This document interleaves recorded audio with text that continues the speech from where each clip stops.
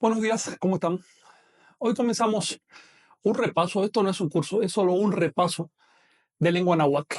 Digo que es un repaso porque no voy a ser demasiado sistemático, sino que voy a ir tomando elementos un poco al azar para mantener fresca la lengua, porque si no hago estas clases se me va olvidando. Es el problema de no practicarla en la vida cotidiana. Con esto les estoy diciendo que además de aprender los elementos de la lengua, vale la pena buscar con quién interactuar, con quién platicar, porque la verdad es que la lengua debe ser hablada. Si la lengua no se habla, se pierde. Voy a tratar de ser lo más sencillo posible, comenzar desde cero. No obstante, si queremos profundizar en cualquier lengua, tenemos que entrar en sus reglas, en sus principios, en su gramática, su sintaxis. Eso ya vendrá después. Hoy comenzaremos únicamente por la pronunciación. Y vamos a hacer un poquito de historia también. Así que trataremos los siguientes temas. La escritura de la lengua. Trataremos, si nos da tiempo, un poco de pronombres. Y me gustaría hablar un poquito de glifos, es decir, de la escritura antigua. Voy a ponerle glifos. En la actualidad esto se llama gramatología. Es decir, el estudio de la forma antigua de escribir la lengua. Quiero decirles que el náhuatl era una lengua escrita. El náhuatl no era simplemente una lengua de tradición oral. El náhuatl tenía literatura, tenía escuela, tenía escritura. Y por lo tanto tenía reglas. Comenzaré hablándoles de la historia del náhuatl. Luego solemos pensar que las lenguas son entidades que siempre han estado ahí, como si surgieran mágicamente o como si Dios las hubiera creado al principio del mundo. Hay gente que cree eso. Pero no, las lenguas son como organismos vivos. Nacen en un momento, se desarrollan, las que tienen suerte se reproducen y todas se mueren cuando llega su tiempo. Si se trata muy bien la lengua y si se le da una dimensión clásica y después una dimensión sagrada, como pasó por ejemplo con el latín, puede sobrevivir mucho, puede vivir milenios. Pero la verdad es que la mayoría de las lenguas no tiene esa suerte. El náhuatl comenzó en un momento de la historia. Decir náhuatl no es lo mismo que decir anáhuac. Anáhuac lo voy a escribir porque anáhuac es una palabra de la lengua náhuatl y con esto vamos a ir haciendo vocabulario. Anáhuac lo voy a escribir en náhuatl de manera fonética. Anáhuac se pronuncia así. Anáhuac. Pegando muy levemente o casi pegando los dientes superiores al labio inferior. No se pronuncia anáhuac, no es así. Esto es una consonante, la consonante W, que en náhuatl tiene una pronunciación un poquito cerrada. Los hombres la pronuncian así, anáhuac, y las mujeres anáhuac, todavía más cerrado, casi tirando a B corta o a F. En otras palabras, la escritura popular que ustedes ven de esta palabra, que es así, anáhuac, anáhuac, no refleja realmente el sonido de la lengua. Con esto entramos ya en materia, el tema de las ortografías. Así que no es anáhuac, sino anáhuac. Esto es una palabra del español, esto es una palabra del náhuatl.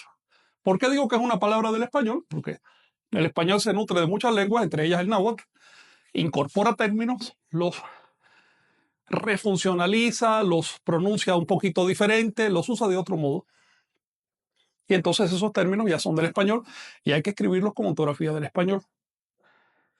En otras palabras, cuando escriba un término de origen náhuatl, pero incorporado al español, por ejemplo, en náhuatl se dice xitómatl, en español se dice jitomate.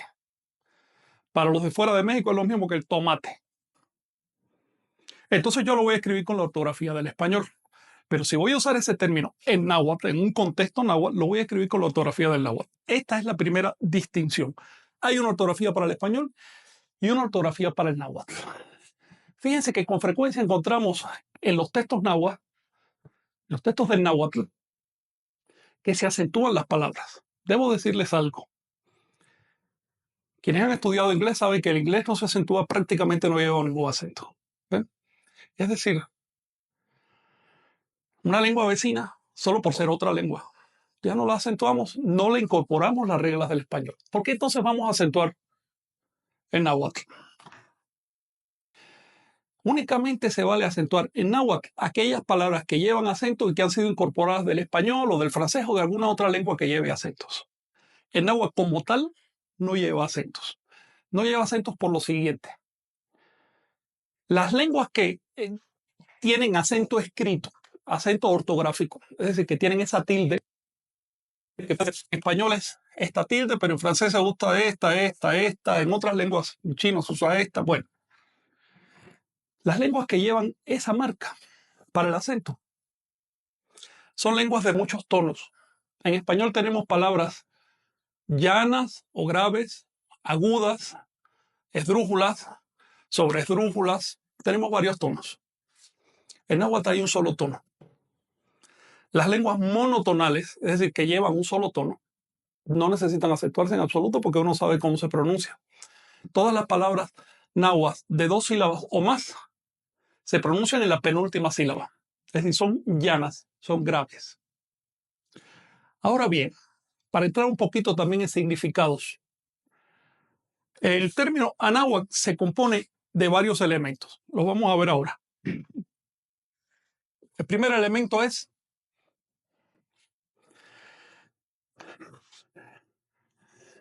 anahua. Y el segundo, la K. ¿Ok? Anahua por sí solo significa algo que se ordena, se organiza o rodea. La K es un locativo, quiere decir en. Por lo tanto, es nombre de un país, de una zona geográfica, de hecho. No de un país en sentido político, sino de un país en sentido cultural y geográfico. Así que Anahua es el lugar que está organizado en torno a algo. Pero a su vez, el componente Anahua se compone de A más Nahua.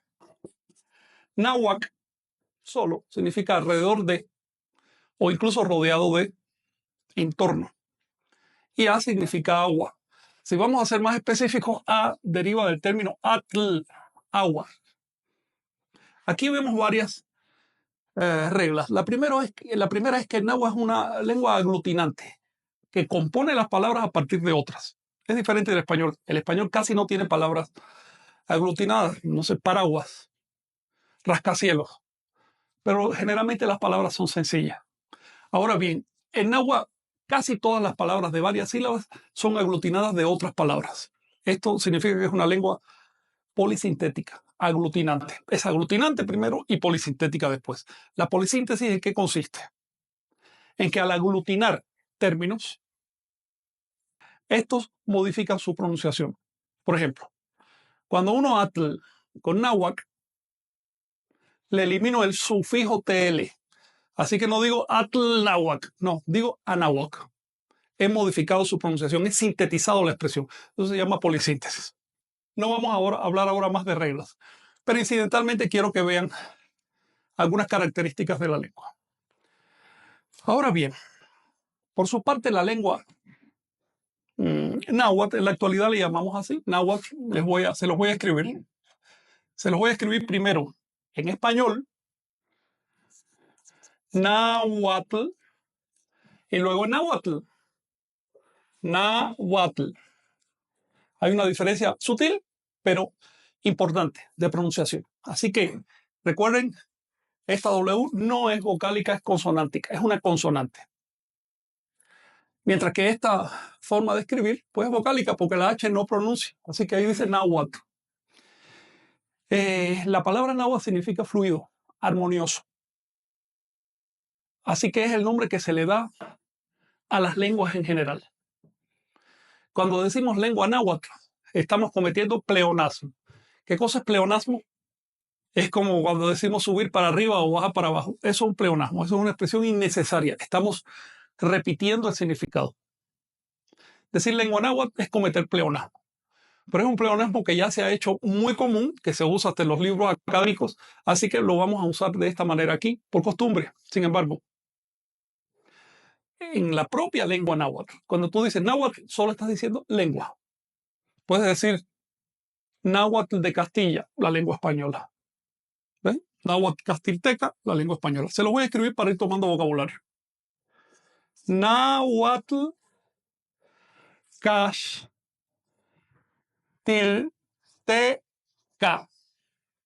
Quiere decir la lengua de los españoles. Náhuatl mexica. Mexica, vamos a decirlo correctamente. Náhuatl mexica. La lengua de los mexicanos antiguos, de los mexicas. Y aquí están viendo otra regla, y es que el plural en cada caso se compone con un apóstrofe. Ese apóstrofe se llama en la lengua saltillo y se pronuncia como un aspirado muy leve. Ahorita vamos a hablar más de los sonidos. Mexica, los mexicas. Ahora, mexicatl, un mexica. Castilteca, los españoles. Castiltecatl, un español. Eso lo vamos a ver. Ahora bien, puesto que la palabra náhuatl únicamente significa lengua, ¿cómo se llama la lengua? Para saber cómo se llama la lengua náhuatl en náhuatl, hace falta hacer un poquito de historia. Fíjense que hace 1500 años el náhuatl no existía. Existía el antepasado del náhuatl. Todas las lenguas tienen un antepasado. Por ejemplo, sabemos que el antepasado del español es el latín. Bien, si nos vamos a hace 1500 años, no había español, se hablaba latín. Pero si hubiéramos seguido la pista, la secuencia de esos hablantes de latín, habríamos visto que hace aproximadamente 1000 años, se dice que en el 970 después de Cristo, por primera vez empezaron a independizarse los hablantes del latín, empezaron a incorporar otras cosas y crearon sus propias reglas y así surgió el español. Algo similar ocurre con el náhuatl. Hacia la época de Jesucristo, hace 2000 años, existía en el centro y norte de México una lengua que hoy es llamada paleonáhuatl o protonáhuatl, el náhuatl original, el náhuatl antiguo, pero que tiene nombre propio en la lengua.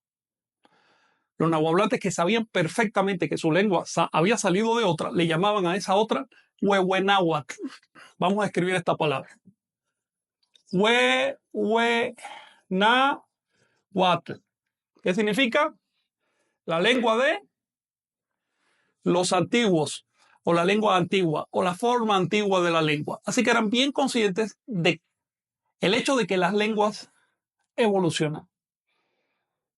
Una lengua de origen a otra. Toda lengua salió de otra. Aquí les voy a decir algo incidental, pero que deben tener en cuenta. Todas las palabras que usamos hoy, todas, en su momento fueron palabras mal pronunciadas de otra lengua. En otras palabras, los términos y las reglas de las lenguas van cambiando con el tiempo. Así que no hay nada absolutamente bien ni mal. Es según el consenso, según el uso que le estemos dando a la lengua.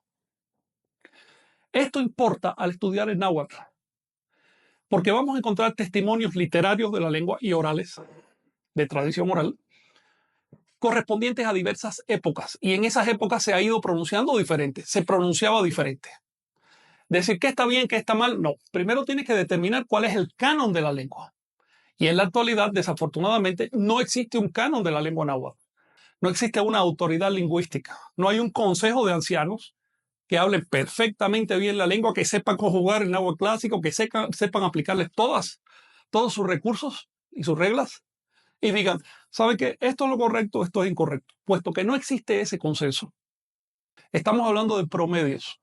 Estamos hablando de más o menos cómo habla un promedio. Pero otro grupo puede hablar diferente y está en su derecho. Así que no vamos a emplear conceptos como bueno o malo para la lengua, sino vamos a emplear conceptos más científicos. ¿En qué momento histórico de la lengua? ¿En qué estadio de la lengua se pronuncia así, se conjuga así? ¿De qué estadio hablamos?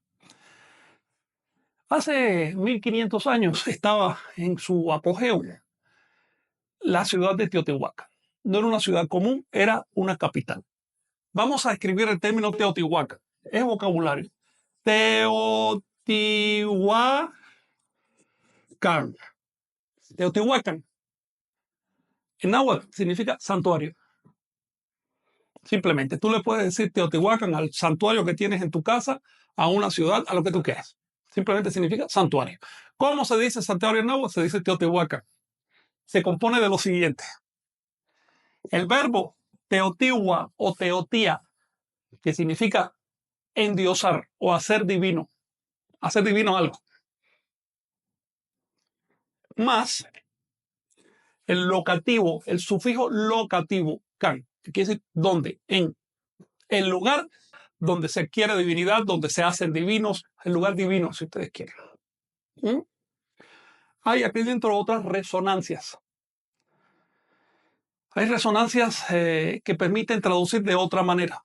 Y esto es un detalle de la lengua náhuatl, porque como sus términos se componen de otros, hay momentos en que algunos sonidos en su convivencia te permiten encontrar etimologías fantasmas. Es decir, significados que realmente no están ahí, pero están al oído. ¿Ves? Por ejemplo, podemos descomponer Teotihuacán como teo, el interfijo ti y el sufijo de posesión wa, es decir, lo que tiene divinidad. Ese no es realmente su origen etimológico, pero así lo entendía un nahuablante. Con esto ya llevamos algunas palabritas. Teotihuacán surgió hace realmente unos 3000 años. Ahí empezó a haber una aldea.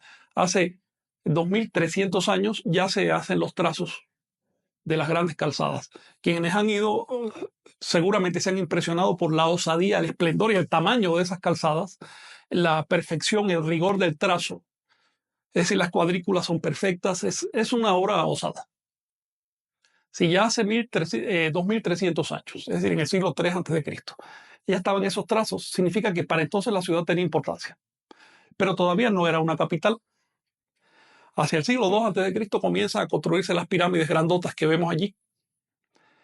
Y más o menos en la época de Jesús, esa ciudad adquiere el control sobre todo el territorio de Náhuatl. Quiero decirles que hay réplicas de Teotihuacán hasta en el Mississippi arriba, Pucajoquia.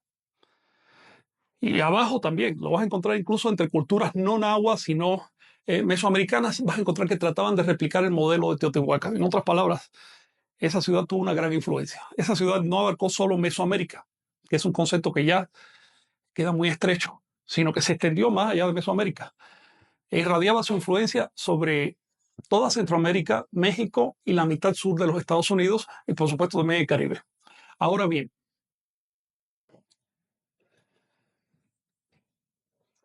debo decirles que una cosa es la influencia directa de una ciudad o de una cultura y otra cosa es la influencia indirecta, obviamente. Los suramericanos conocían la existencia de Teotihuacán y conocían la existencia del estado de Teotihuacán y más al norte también, porque era demasiado grande, demasiado obvio. Teotihuacán logró controlarlo todo. No era una ciudad sencilla, era en realidad un conjunto como de 20 ciudades. Esto se sabe porque los arqueólogos ahora han encontrado, le llaman ciudadelas, que son unidades habitacionales de unos 70 a 100 metros por lado, cerradas con murallas, que a su vez se agrupan en barrios. Y de estos parece haber habido unos 20 barrios, lo cual es un número que llama la atención porque refleja el modo de organización de la sociedad anahuaca. ¿Sí? Aquí hay una pregunta. Sí. Artemio Catalán pregunta, ¿de dónde surgió la palabra Dios entonces? ¿Teo no es Dios? Artemio, como ya expliqué en el encuentro anterior, Dios es una españolización de un término helénico popular, no culto, que a su vez deriva de la lengua sánscrita, que a su vez viene del prácrito, que es una lengua anterior al sánscrito, viene de la India, digamos, y al principio significaba luz, después iluminación en sentido espiritual y finalmente un Dios que te ilumina. Ese es el origen de la palabra Dios. Ahora, ¿qué origen tiene la raíz teo? Eso es otra cosa. La raíz teo variante tao, variante dio, diau, etc.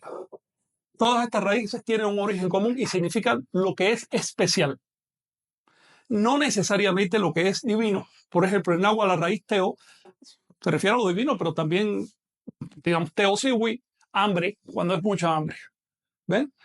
O enfermedades. Se refiere a conceptos como el cálculo, la organización, etcétera. Es decir, cualquier cosa que sea especial, que se salga de la norma, cualquier cosa a la que le apliques atención, califica de algún modo dentro de esa raíz. La raíz teo aparece en los diccionarios de la lengua, tiene una larguísima familia de palabras, es una raíz muy antigua, no aparece solo en náhuatl, sino también en todas las lenguas de alrededor, incluso en lenguas que no están para nada emparentadas con el náhuatl, o cuyo parentesco es muy débil, muy lejano, como el zapoteca. Si quieres hablamos de esa raíz en otro momento porque es muy interesante y nos dice cómo se fueron distribuyendo las ideas filosóficas, religiosas o chamánicas por todo el planeta a partir de un origen común, que no es la Torre de Babel. Entonces, volviendo al tema de la lengua, fíjense que hacia el 530 después de Cristo ocurre en Teotihuacán algo sorprendente. Los que han ido habrán visto estatuas de la serpiente emplumada mutiladas. Les cortaron las narices y las bocas. Habrán visto también, por ejemplo, que había construcciones que fueron destruidas. Incluso los científicos hablaban antiguamente de una guerra, porque es que se veían las construcciones quemadas. Con el desarrollo de la arqueología se empezó a ver que no era tan así. Este edificio fue rodeado de sacos de contención y quemado. No es que hubiera venido una horda y hubiera quemado la ciudad. Más que guerra, se trató de un cambio de ciclo. Quiero decirles que los antiguos mexicanos tenían la costumbre de sacrificar cosas amadas para ellos en los cambios de ciclo. Estos cambios de ciclo le llamaban fuegos nuevos. Los fuegos nuevos se celebraban, dicho muy rápidamente, se celebraban cada año cuando las Pléyades ascienden al cenit y ahí la gente sencilla ofrendaba un collar, un libro, algo que estuviera a su alcance. Digo un libro, quizás un dibujo, un papel. Ya en los fuegos nuevos que se celebraban a los 52 años, ofrendaban hasta los templos.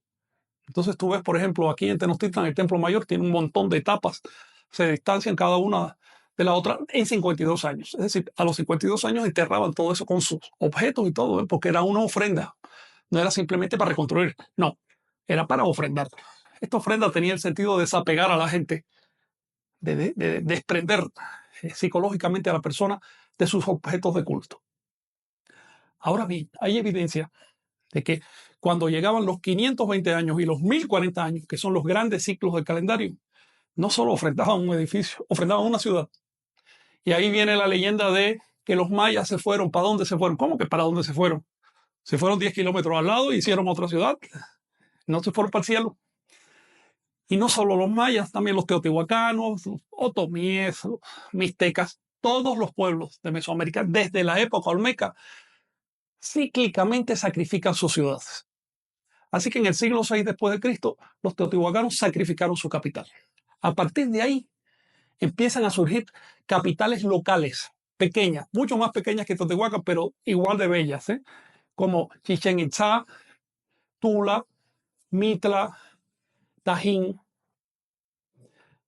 varias ciudades, digamos que una veintena de ciudades en el territorio que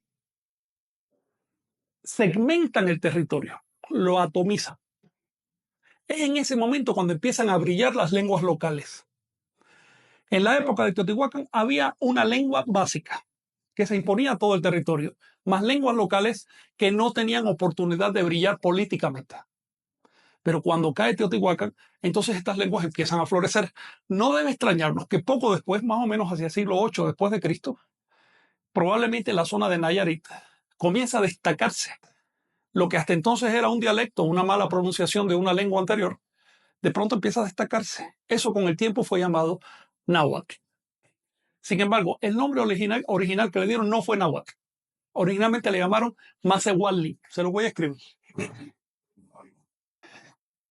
Fíjate que necesitaría un robot que vaya limpiando la pizarra porque es bastante difícil. Bueno, así que recuerden, la lengua náhuatl surge aproximadamente hace entre 1300 y 1200 años y su nombre original fue Masewali. Masewali, o si lo quieren decir de una manera más elaborada, Masewal la Toli. Bien, que es lo mismo. Masewali significa, Masewal quiere decir popular, del pueblo. Una persona simple. La lengua Masewali es la lengua del pueblo. Ese es su nombre propio. No es náhuatl. Es náhuatl Masewali, la lengua del pueblo. Se puede decir Masewal la Toli, que es un término compuesto de dos palabras. Masewal, o popular, y Tlastoli. Tlastoli quiere decir la palabra, el discurso. Y Toli, una palabra, lo que se dice en un momento. Y Tlastoli, lo que se dice de manera genérica o sostenida, un discurso, una lengua. Aquí están viendo otras reglas, se las voy a adelantar, aunque no vamos a hacer insistencia en eso. Y es que cuando uno es una palabra comenzada en TL a otra palabra terminada en L, eliminas la T. En náhuatl no se puede decir más igual Tlastoli. Eso lo podemos decir en español, pero en náhuatl no es elegante. Así que se queda como más igual la Toli, la lengua de los macehuales. Ese fue su primer nombre. Y digamos que surge hacia el siglo VIII después de Cristo. Bien, hacia el 700 y cacho ya se puede empezar a encontrar esa lengua. Todavía no tenía literatura, todavía no tenía universidades, ni escuelas, ni nada. Era simplemente lo que hablaba la gente. Sí. Olmeca pregunta, ¿los olmecas eran hablantes del náhuatl? A ver, los olmecas alcanzaron su esplendor hace unos 3000 años. Su lengua la fraguaron hará por lo menos 4000 años. Es decir, 2 generaciones de lenguas antes del náhuatl. Luego no hablaban náhuatl, no podían hablar náhuatl.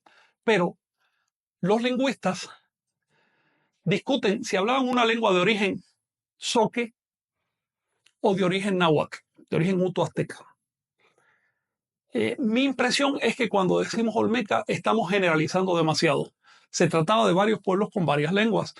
Unos de ellos probablemente hablaban lenguas de origen mayance, zoque, y otros de origen uto-azteca u otras. Mi impresión es que Olmeca, más que un pueblo, es un nombre que se le da a una época.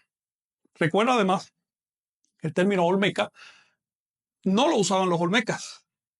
Es un nombre que se le puso modernamente. En 1942 se le empezó a llamar a toda esa cultura Olmeca.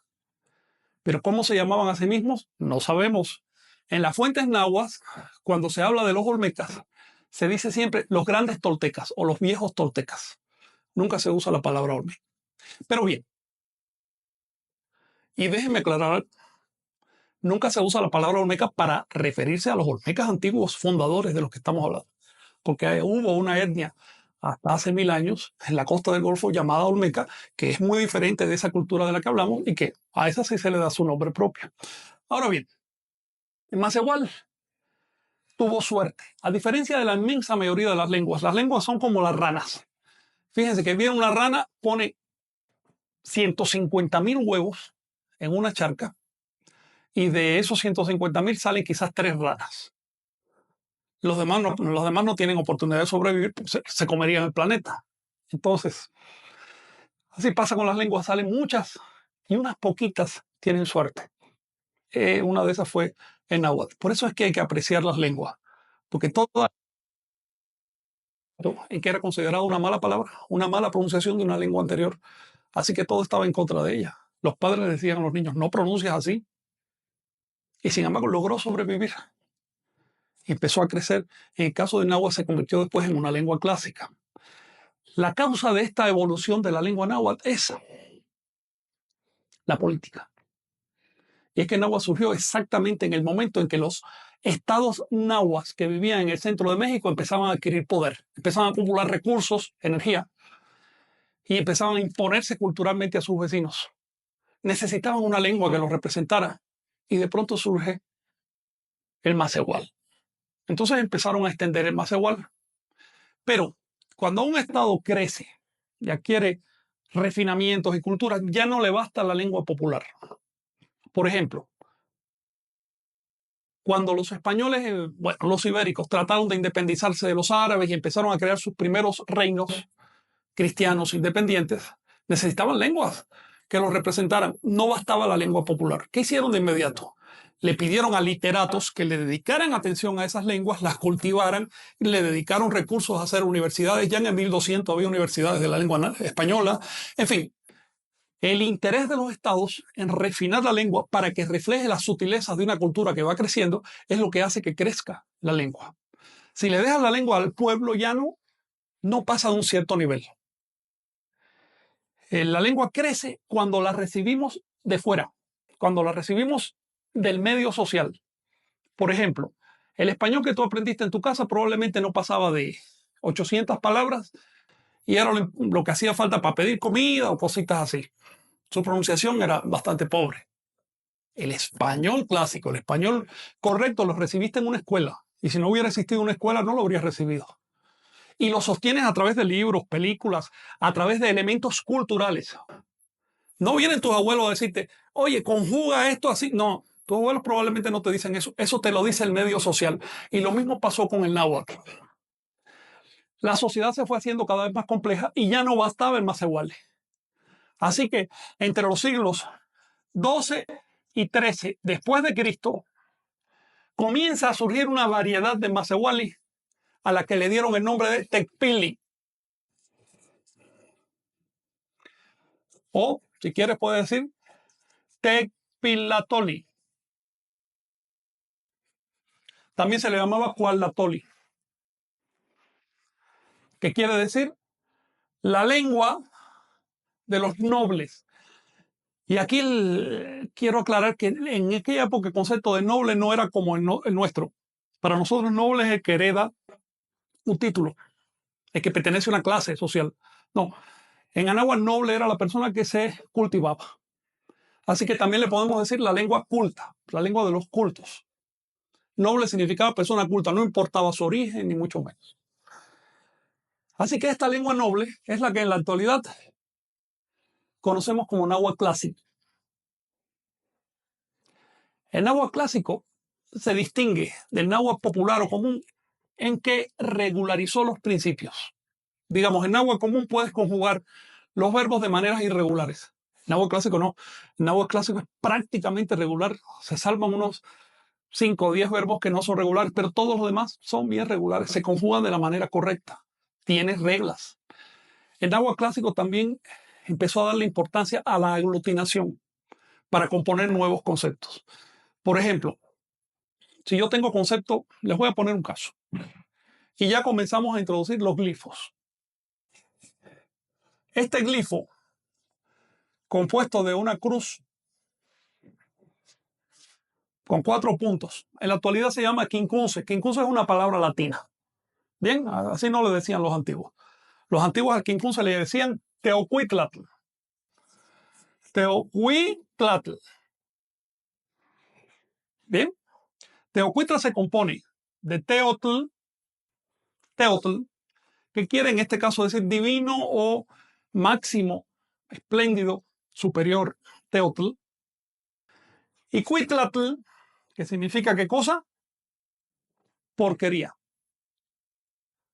Así que este signo, teocuitlatl, significa divina porquería. ¿Qué querían decir con eso? Bueno, si tenemos la porquería por un lado, que es lo que está hasta el fondo del universo, y lo divino, que es lo que está hasta el todo, eso tenemos la totalidad. Por eso este signo representa la totalidad y el orden cósmico, representa el universo, por decirlo así. Representa el universo perceptible, el universo manifiesto, el corte horizontal del universo. Eso es el Teocuitlatl. Los 4 rumbos y el centro. Se los pongo como ejemplo para que vean que de 2 palabras que ya existían, que eran de uso popular, los filósofos crearon una nueva palabra que ya no era de uso popular. Una palabra mucho más fuerte desde el punto de vista filosófico. Una palabra que no reflejaba un fenómeno común y corriente, sino una abstracción tremenda, como la totalidad universal.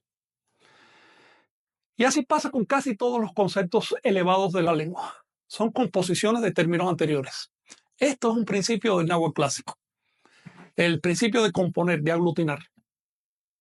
Debo advertirles desde ahorita que no hay que exagerar, porque cuando llegaron los españoles exageraron ese principio para poder expresar la teología cristiana.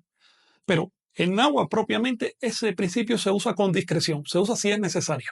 Una característica del náhuatl es que es una lengua discreta. Trata de no exagerar. Por eso es llana, tiene un solo tono. Eso lo veremos con más calma. Ahora bien, tenemos que el náhuatl surge unos 800 o 700 años después de Cristo y más o menos hacia el 1300, 1400 después de Cristo se transforma en una lengua culta. Esto significa que hubo universidades. Eso se sabe porque lo dicen los cronistas. Estaba la Universidad de Náhuatl en Texcoco y parece que había otra en Tenochtitlan, es decir, en México. Hubo escuelas. Incluso los cronistas dicen que la escuela era obligatoria. Los padres tenían que llevar a los niños a la escuela. No era como ahora. Era una sociedad culta. Por lo tanto, los niños aprendían el náhuatl de la escuela. No solo el macehual que habían recibido en su casa, sino el telpili que se enseñaba en la escuela. Hubo además literatura. No solo literatura oral, sino literatura escrita. Para eso existían los códices y para eso existía la escritura, para escribir la lengua. Y además de eso hubo el concepto de libro y el concepto de biblioteca. Esto lo sabemos tanto porque los cronistas dicen que había bibliotecas como por el hecho de que describen la quema de las bibliotecas. Entonces, lo que permitió a la lengua náhuatl convertirse en una lengua culta fue el esfuerzo y el interés de la sociedad en cultivarla. Podemos definir una lengua culta es una lengua literaria. ¿Qué significa esto? Que si queremos rescatar la lengua náhuatl, tenemos que prestarle atención a su literatura. Yo he visto muchísimos esfuerzos en esta sociedad por rescatar el náhuatl, pero es que todavía no he visto una sola iniciativa legal o de algún gobierno que diga vamos a rescatar la literatura náhuatl. Sí he visto que traducen la constitución del Estado moderno, del Estado criollo, al náhuatl, pero no he visto que ese mismo Estado quiera informarse de la literatura que tenían los náhuatl. Esa literatura se está pudriendo en los archivos. Es un crimen hablar de rescate de la lengua y quedarse únicamente al nivel de lo que podemos hablar en torno a un fogón. Eso no es rescate. Eso es fingir. El rescate empieza si podemos abrir un texto clásico, leerlo y entender cada una de sus palabras y además entender las metáforas. Ahí empieza el rescate. Les pongo un ejemplo. Si algún gobierno europeo, digamos el gobierno de Italia, se planteara rescatar la lengua latina, ¿por dónde empezaría? Por los clásicos latinos, por los literatos del latín. Empezaría por ahí. Eso no lo vemos en México porque hay desprecio a las propias raíces. Dicho esto, seguimos con el tema de la lengua. Más o menos entre los siglos XV y XVI, el náhuatl siguió evolucionando. Fíjense que de macehual sale el telpili, que es la lengua noble. Bien, y del telpili salen otras dos variantes llamadas nahualitoa y teonáhuatl. Nahualitoa significa la lengua de los nahuales. Teonáhuatl significa la lengua de los sacerdotes. Esto lo sabemos porque se conserva literatura en esas dos variantes de la lengua. Se conservan al menos dos colecciones de poemas en nahualitoa, que son poemas, son más bien conjuros nahuales. No es, esperen conjuros a los dioses para que den lluvia, no es eso. Recuerdo, por ejemplo, un poema que explica cómo hay que sentarse para meditar y qué es lo que hay que hacer. Y se conservan también quizás unos, que será 300 o más poemas en teonáhuatl. Los poemas sagrados, los cánticos sagrados en teonáhuatl tienen una diferencia en la lengua muy grande. Hay algunos de ellos que son antiquísimos, tan antiguos que incluso parecen anteriores al macehual. Y hay otros ya que son muy recientes. Mientras más recientes son más fáciles de entender. Quiero decirles que la variante culta de la lengua dejó gramáticas y diccionarios. Es más, hubo gramática del náhuatl clásico antes que se escribiera la gramática del francés. Ya hacia 1550 había varios diccionarios y textos que enseñaban la lengua náhuatl. Ya en 1524 se enseñaba náhuatl clásico en Madrid, para que los curas vinieran con la lengua. La evangelización se hizo en náhuatl clásico. En otras palabras, la lengua náhuatl recibió más atención de los europeos que sus propias lenguas europeas, porque era el modo también de extender el cristianismo por el resto del mundo. En náhuatl se extendieron por el centro de América y después fueron de México a Filipinas, llevaron el náhuatl a Filipinas. En fin, es una lengua que tiene una gran historia de la que quisiera hablarles más adelante. Hemos visto una misma lengua en 3 etapas históricas que son niveles de finura, niveles de pronunciación y reins. Masewali, Tepili y las variantes Nahualitoa y Teonáhuatl, que son igualmente refinadas. Si tú leías en esa época o pronunciabas un poema en Nahuali o en Teonáhuatl, es posible que el común de las personas no lo entendiera todo. De hecho, hay cronistas que dicen, después de que los sacerdotes explicaban las cosas en náhuatl fino, en náhuatl clásico, las suavizaban un poquito para que la gente entendiera las metáforas, para que entendiera por qué el náhuatl clásico es una lengua muy rica y el pueblo, bueno, a ver, nosotros en esta clase estamos usando un promedio de 5,000 palabras diferentes. Si tú quieres leer el Quijote y entenderlo o la Biblia, necesitas 7,000 palabras, pero el español tiene 5,000 o 100,000 palabras. ¿Quién sabe ni a dónde termina la palabra del español? Y lo mismo pasa con el náhuatl. Hay diccionarios de náhuatl que tienen 50,000 palabras y se calcula que solo 1/3 de los términos que quedan en las fuentes. Eso es materialmente imposible que una persona lo conozca. En otras palabras, nosotros en nuestra vida cotidiana usamos una lengua común y cuando escribimos una carta, un libro, o damos un discurso, usamos una lengua un poquito más refinada. Y lo mismo pasaba en Anáhuac. Esas variantes de la lengua importan mucho. Desde ahora quiero decirles algo. Una lengua no existe en realidad. Una lengua no es un bloque, no es una cosa monopólica. La lengua se compone por un conjunto de variantes. Una lengua es un montón de variantes. Habla diferente el niño que el adulto. Habla diferente el que vive en este lado del país que el que vive en este otro lado del país. Habla diferente un médico que un abogado, que un obrero, que un campesino. Hablan diferente. Son variantes de la lengua. A todas esas variantes le llamamos español, le llamamos náhuatl, pero siguen siendo variantes. Ninguna persona habla la lengua como tal. Toda persona habla su propia variante. Pero nos ponemos de acuerdo para entenderlos. Por ejemplo, yo tengo un acento diferente de los mexicanos, que es lo mismo que decir los mexicanos tienen un acento diferente del mío, y nos entendemos perfectamente y sabemos que es español. Bien, pero si además de tener un acento diferente, yo conjugara diferente y tuviera otras reglas, ya dirían, oye, este está mal o este está hablando otra lengua. ¿Ves?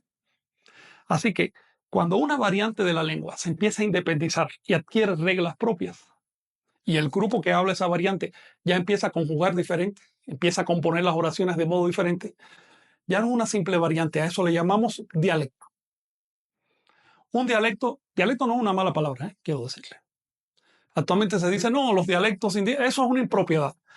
Las lenguas nativas son lenguas, no son dialectos. Se componen de variantes y tienen dialectos como cualquier otra lengua, incluyendo el español. ¿Sí? Rosita Buchot dice, Sí. entonces hubo una Real Academia de la Lengua, ¿a cuál aplicaba?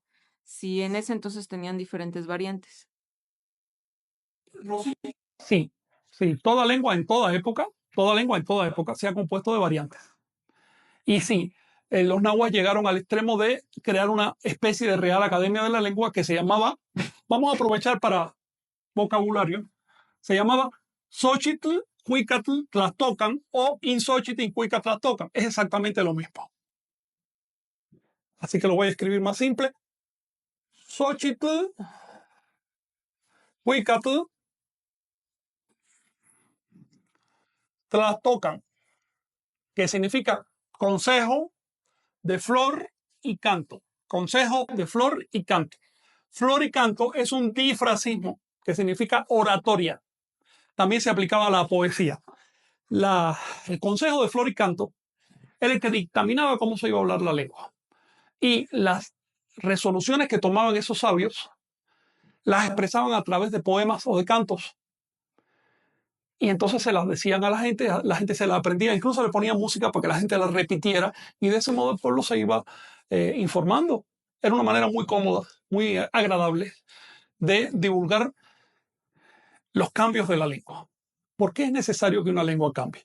Con esto vamos a entrar en otro elemento de nuestra clase, el asunto de la escritura. Ustedes se fijan que hasta aquí yo he escrito las palabras de un modo diferente a como se suelen escribir en los nombres de los pueblos y en los tratados populares de la lengua.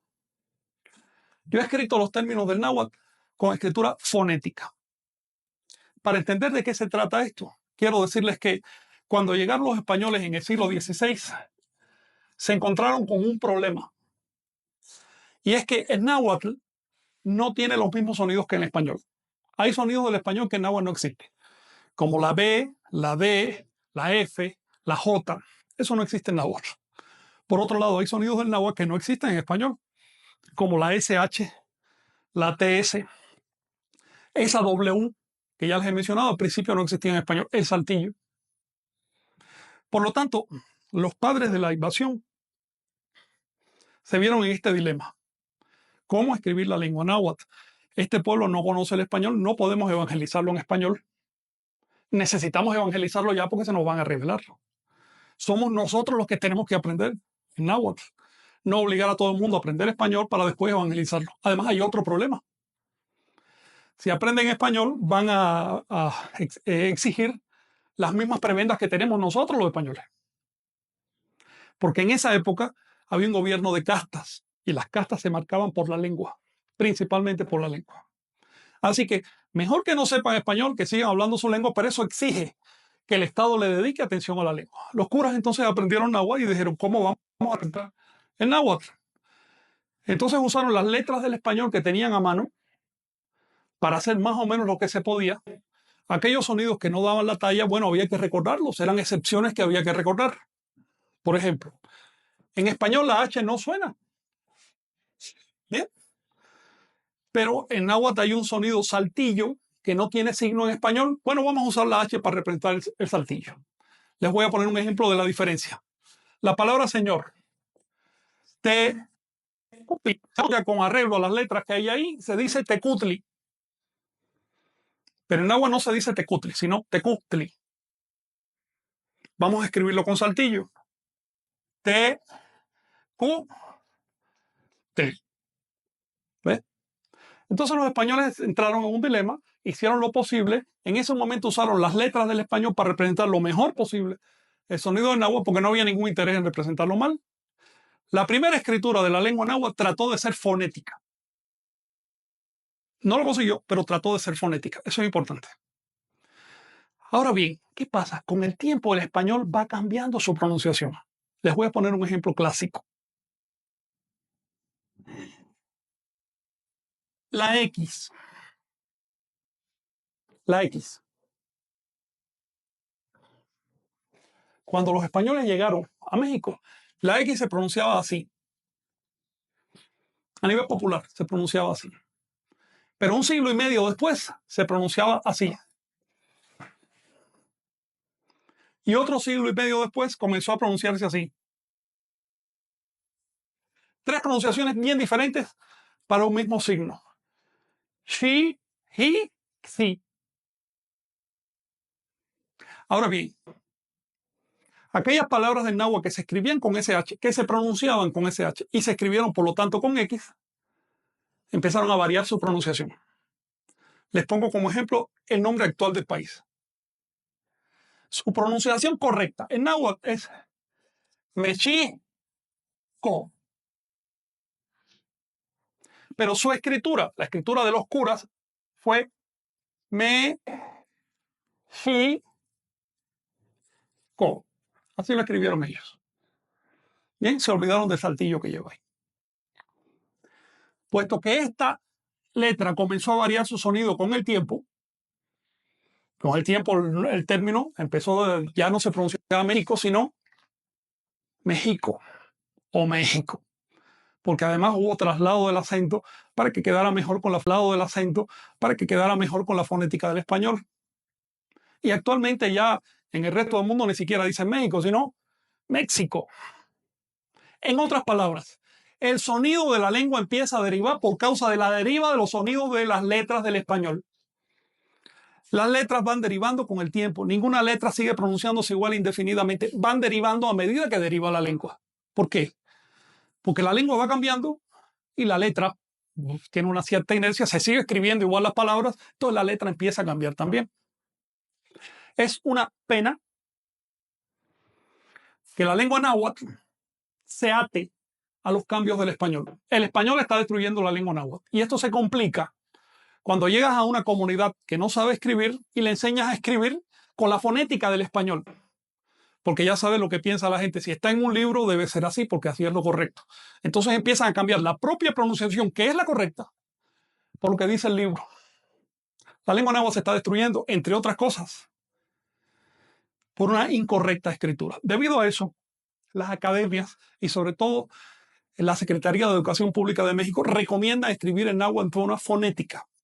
Les voy a mencionar cuáles son los sonidos reales del náhuatl escritos fonéticamente. El náhuatl contiene 4 vocales A, E, I, O y una especial que se pronuncia siempre con saltillo, U. No existe la U simple en náhuatl, sino siempre es U. Bien, contiene además las siguientes consonantes oclusivas o consonantes duras: K, Qua, P, T y TL. Así que estos son consonantes oclusivas. Contiene además las siguientes consonantes aspiradas: S, TS, SH, CH. Y contiene además de eso las siguientes consonantes conectivas o líquidas: N, M, L. Y la L se puede duplicar, así que la voy a poner doble. Bien, aparte contiene 2 semiconsonantes, que son la Y y la W. Vamos a poner ejemplo de cada uno de estos sonidos. Voy a buscar palabras que lo tengan al principio de ser posible. Por ejemplo, con A tenemos la palabra atl, que significa agua. Atl, agua. Con E tenemos la palabra ejecatl, que significa viento. Ejecatl solo es aire. Ejecatl duplicado es viento. Con I tenemos la palabra istitl, que significa vientre. Con O tenemos la palabra, por ejemplo, olin, que quiere decir movimiento, con una sola L, no con 2 L's. La escritura de olin con 2 L's es una incorrección. Olin es apócope o contracción del verbo olina, que quiere decir mover. Tenemos también la palabra, por ejemplo, cali, que quiere decir casa, con la combinación KW tenemos, digamos,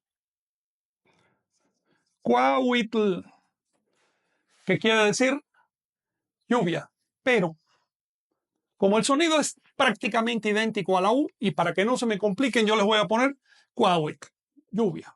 Así que si la U va precedida de una consonante, se va a pronunciar como U. Si va al principio de la expresión, se va a pronunciar como W. Bien, me voy a adelantar. Por ejemplo, Huacali, caja. Así que Huacali, no Huacali, sino Huacali. Hoy se dice Huacal, pero esto ya no es náhuatl, ya es español. Con P tenemos, por ejemplo, Pantli, bandera. También se puede decir Pamitl o Panitl. Pamitl o Panitl. Pantli, bandera. Son las 3 formas de esa palabra. Con T, Tetl, piedra. Vamos a seguir aquí. Con TL, bueno, Tlastoli. Discurso, palabra o incluso lengua. Tlastoli con TL. Con S vamos a poner Zacatl, que quiere decir hierba. Todavía se usa hoy en zacate. Con TS, digamos,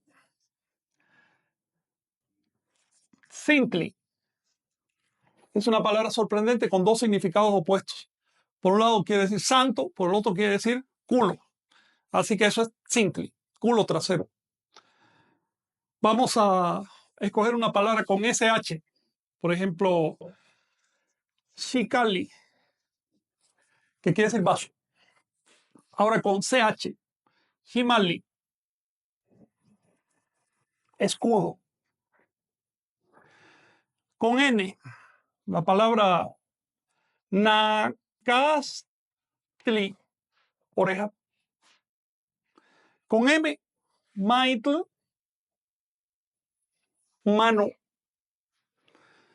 Con L, aquí hay una cosa interesante. La L se usa mucho en la lengua, pero no inicia ninguna palabra. Así que no van a encontrar en agua una palabra que empiece con L. Aquellas raíces anteriores a la lengua náhuatl que empezaban con L, al incorporarse al náhuatl, adquieren una I inicial. Es decir, ya no se pronuncian L, sino IL. Por ejemplo,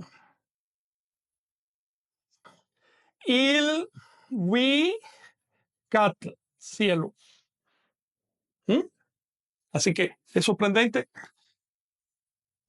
pero esta consonante L nunca le da inicio a la palabra. Vamos a... Bueno, ya hemos visto aquí en la lista varias veces en que la L se reduplica. Por ejemplo, en Cali, casa. No es Cali, ni menos Cali, no. Es Cali. Como se dice, el loco, el lápiz, es una L larga. Ahora vamos con Y, la palabra Yanquic, que quiere decir nuevo, como quien dice Yanquic Tlachinoli, el fuego nuevo. Y con W ya les puse Huacali y les voy a poner otra. Huehuet. Huehuet quiere decir viejo, anciano. Entonces, este es el cuadro de sonidos básicos de la lengua náhuatl. Les mencionaba que cuando las academias exigen por lo general que se use en la escritura, en la ortografía fonética, cuando se van a dar clases de náhuatl. ¿Por qué? Si usas la ortografía común y corriente convencional, te creas problemas. Les voy a poner un caso de estos.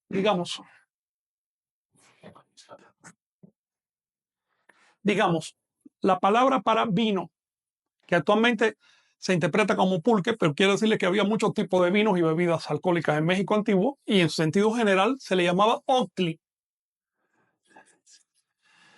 Esa palabra se compone de una raíz oc, que es la que tiene significado, más un sufijo tli, que simplemente quiere decir el o la. Es decir, el vino, octli. Ahora, el sufijo verbal, el sufijo que expresa la acción, en este caso es wea. Así que el concepto para decir tener resaca por haber bebido, ¿cómo se llama el monchis? Bueno, el monchis de la bebida o el malestar por haber bebido se dice en agua o wea o wea. Pero si lo voy a escribir con la ortografía común y corriente que ven en las calles, lo tengo que escribir así. O wea. Y se pronuncia muy diferente al sonido real de la lengua. En otras palabras, urge escribir la lengua de forma fonética. Urge respetar el sonido de la lengua. Urge entender que no es lo mismo lengua que escritura. La lengua es la realidad. La escritura solo es una convención que usamos para representarla. Podemos escribir de esta manera, de esta. Si queremos, podemos volver a escribir náhuatl con jeroglíficos. Eso es muy fácil de hacer. ¿Ven? Y se sigue pronunciando exactamente igual. Lo que no se debe hacer es escribirla con letras que han cambiado con el tiempo. La última, digamos, aclaración ortográfica que se hizo de la lengua náhuatl fue en el año 1815. En ese momento algunos lingüistas dijeron, a ver, el español ha derivado así, las letras ya cambiaron, es necesario cambiar la ortografía de náhuatl. La ortografía que vemos en las calles y ciudades y demás elementos de México y de Centroamérica. No es la ortografía de los padres de la invasión. Es una ortografía que se definió en 1815. Así que si alguien les dice, no, porque hay que escribir como al principio, no, no es cierto. No estás escribiendo como al principio. Estás escribiendo según una convención que ya tiene más de 2 siglos y que ya está muy atrasada. Hay que hacer otra. Así que en estas clases yo les voy a tratar de representar la lengua de la manera más exacta posible. La escritura fonética tiene esta característica, es biunívoca. Eso significa que cada sonido tiene un signo y cada signo tiene un sonido. No es como la escritura popular donde tú puedes encontrar signos que tienen varios sonidos o varios sonidos que de pronto se representan con un signo. Si me permiten, platicaremos un poquito más de esto en la siguiente, pero ahora quiero tomarme unos 5 minutos más para dejarles una tarea. Esta tarea tiene que ver con los pronombres, porque si no sabemos los pronombres, ya la que viene empezamos a conjugar bien. Los pronombres que vamos a memorizar hoy son los de conjugación de los verbos. Son pronombres muy simples. Y son los siguientes. Ni, yo. Ti, tú. Y no se asombren, hay una raíz común entre los pronombres del español y del náhuatl y de todas las lenguas indoamericanas e indoeuropeas. Pues son de origen común. Para la tercera persona no se usa nada. Para la primera, esto es el singular.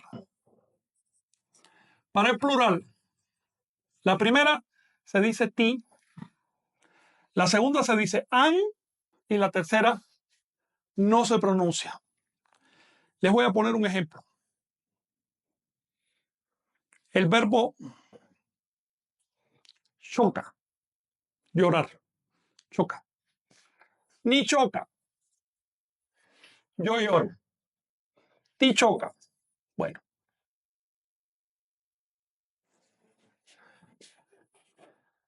Ti choca. Tú lloras. Choca. Ella o él llora. Ti choca.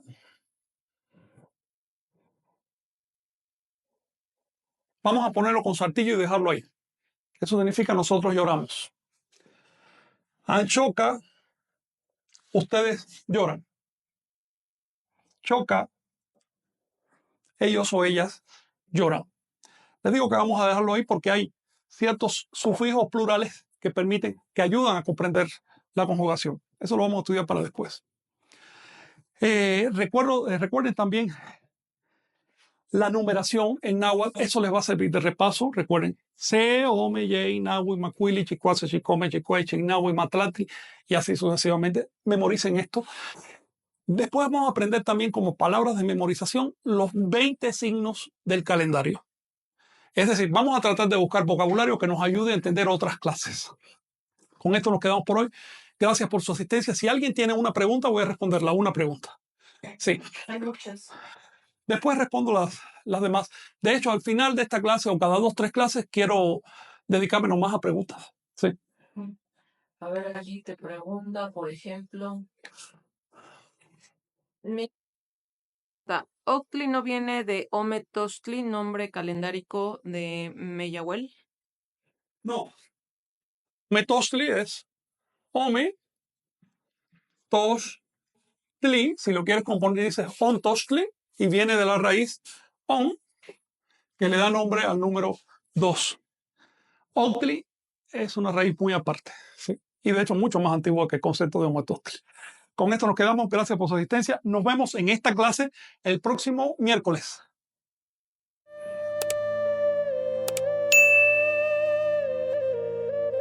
Suscríbete y activa la campanita para recibir las notificaciones. Así no te perderás ningún video.